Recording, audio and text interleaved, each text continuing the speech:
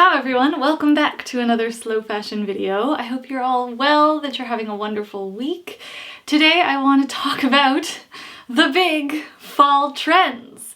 Yes, as a slow fashion channel, it seems probably weird that I'm talking about trends because they are a prime vehicle for overconsumption and feeling very confused about your own style. So for each of these trends, I'm going to reference back to some of the items and outfits that I've put together in my closet that might not be exactly to the point of this trend, but that get me excited about my own closet. If you like this kind of content that encourages creativity instead of consumption, hit subscribe below. You can also find me on IG. You can also find me at my monthly live Shop Your Closet studios. These are live and interactive events, so you can see and interact with real-time styling of guests whose closets we shop, and also doing a deep dive into changing your mindset about your closet and seeing it as abundant rather than full of things you just don't know how to wear. I'll leave all the details for that in the description box below, and let's jump on in. When I was researching for today's video, there are so many tiny micro trends from within the overarching themes that I'm going to talk about today. And I think this lends to the fact that there really are no more rules in fashion. And that's why I like looking at trends from this different perspective of figuring out how things are being styled and how they're worn, and looking at things in the terms of silhouettes and shapes and textures rather than pinpointing these specific garments. The first overarching theme that I saw both on the runway and in the streets was a return to really bold colors. So no matter what other theme you were looking at, whether it was, this Y2K references or these 90s references, bold colors were used in a really strong way. And it was perhaps a way for designers to inject a little bit of optimism into our clothes. I don't intend at all to convert my closet to bold colors, but for the past year or so, I've started to incorporate one bold color into my closet, and that is red. I don't have a lot of these in my closet, but it's getting me really excited for items like this red merino wool ribbed sweater, and I'll probably feel quite confident, maybe pairing it with my vintage red button down underneath, or button up, underneath. So going really bold. And I might even give it a try with my vintage plaid skirt that I recently got hemmed. Leather or faux leather. This makes me laugh whenever I see leather as a trend, quote unquote, for fall.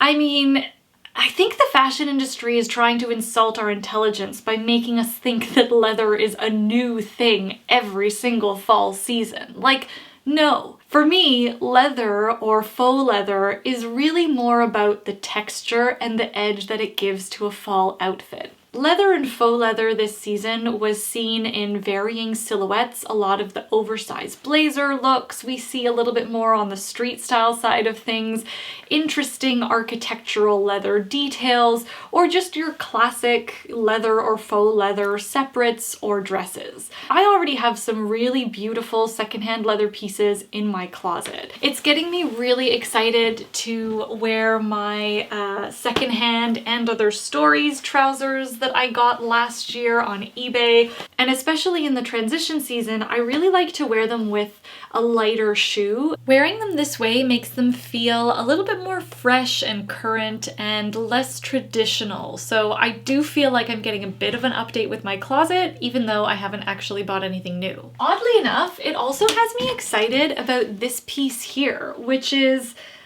not leather. I love the boxy shape and the crop. It is about 4 years old now, and I bought it secondhand. Even though it's not leather, it's got a nice architectural shape, similar to what we saw on the runway. Another overarching theme that I think has been a slowly developing trend over the past year or two is this both 90s and Y2K revival. I think more we're leaning into the whole Y2K, early 2000s kind of attire, except there is this very preppy undertone. So think like Alicia Silverstone in Clueless, these oversized knit vests. What this trend gets me most excited about are my Y2K pants. If you've been around for a while, you've seen these before. My beautiful high-waisted, wide leg cuff pinstripe pants. I have always been a fan of the wide leg, even in my teens when I purchased them, or I should say it was my mom who purchased them for me. Okay, this one is no surprise. Knitwear. This season, the knitwear has these very interesting and dramatic details like cutouts. For me, this trend is more about the texture and that cozy feeling that I want to invoke during this cooler season. It does get me excited to wear all of my knits again, which I really do love.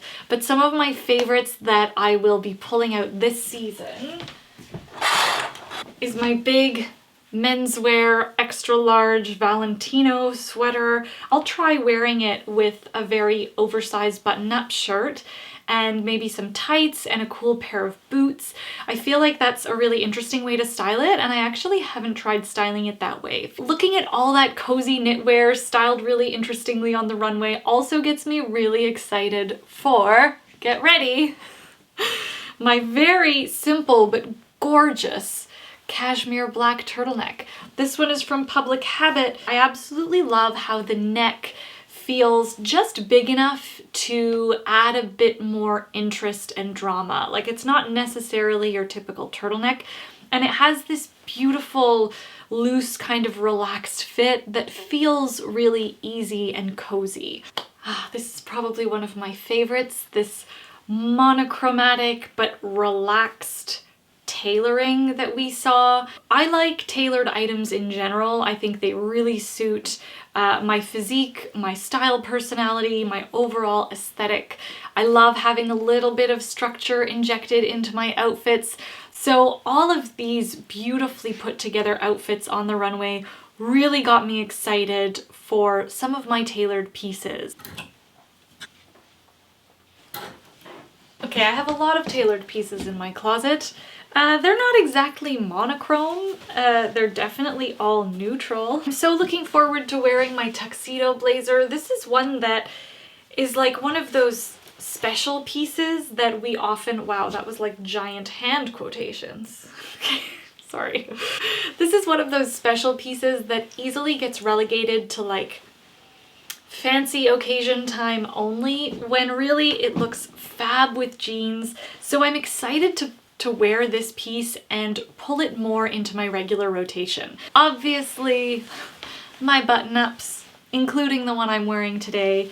I really loved the rich browns and the rich fall tones that we saw on the runway. It doesn't break my heart that I don't have those. I'll probably be able to work really nicely with these beautiful gray slacks that I found secondhand earlier this year. So that is what I have for you today. I hope you enjoyed this video. Give this video a thumbs up if you liked it or if you learned something new. Hit subscribe if you haven't already. Let me know what your favorite trend of the fall 2021 season is, or if, you know, you're just like, F it, no trends for me. I love my style. Thank you very much, which is also amazing. Don't forget to grab a ticket to my live Shop Your Closet studio. It's on October 23rd at 1 p.m. EST. Tickets are $35 US. I'll leave everything in the description box for you down below, maybe up here in a card somewhere. I hope you have a wonderful week ahead. Thank you for watching. It always means so much. And have a wonderful rest of your Sunday. Ciao!